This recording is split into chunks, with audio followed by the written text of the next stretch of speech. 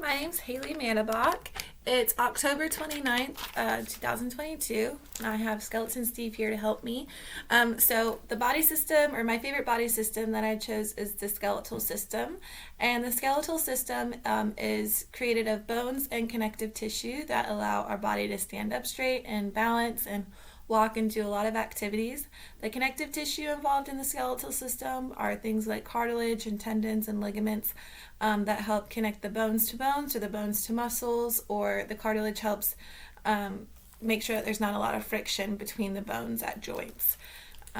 So some specialties that study the skeletal system, the most prominent one is an orthopedic surgeon studies the skeletal system and treats the skeletal injuries with non-surgical and surgical treatments.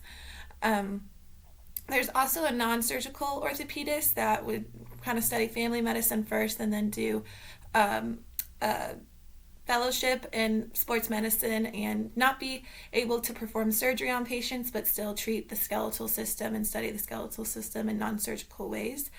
There's some other specialties that I think study the skeletal system, just not only the skeletal system, it also involves other systems, like a plastic and reconstructive surgeon studies how to reconstruct the face, which involves the facial skeleton.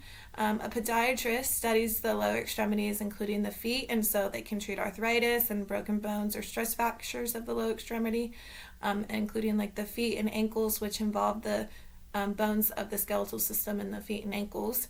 You could also argue that ER physicians and trauma surgeons also study the skeletal system, especially if they have to reset bones that are broken or apply casts or splints or things like that. A lot of trauma injuries include broken bones, and so that involves the skeletal system. So lots of specialties involve the skeletal system, but the orthopedic surgeons or an orthopedist directly study the musculoskeletal system. They also study the muscles, but the skeletal system is involved in that. So those are the specialties that study the skeletal system. The organ that I chose from the skeletal system is the femur.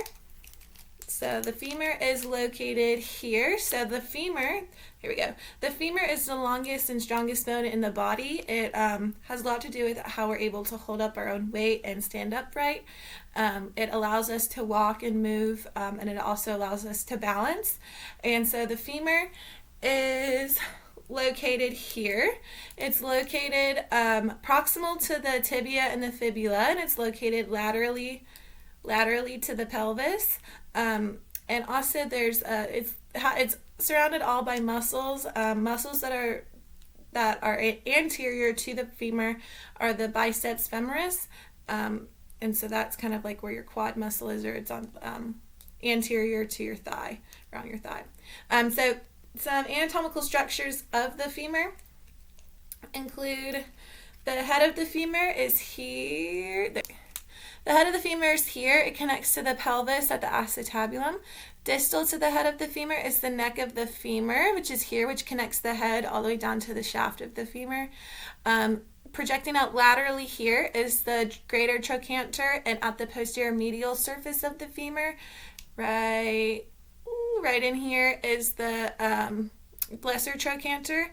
Then you have the shaft of the femur, and down here at the joint you have the medial condyle, and then the medial epicondyles on the side here, and then you have the lateral condyle, and then the lateral epicondyle. And so those are some anatomical structures of the femur, and my favorite body system is the skeletal system.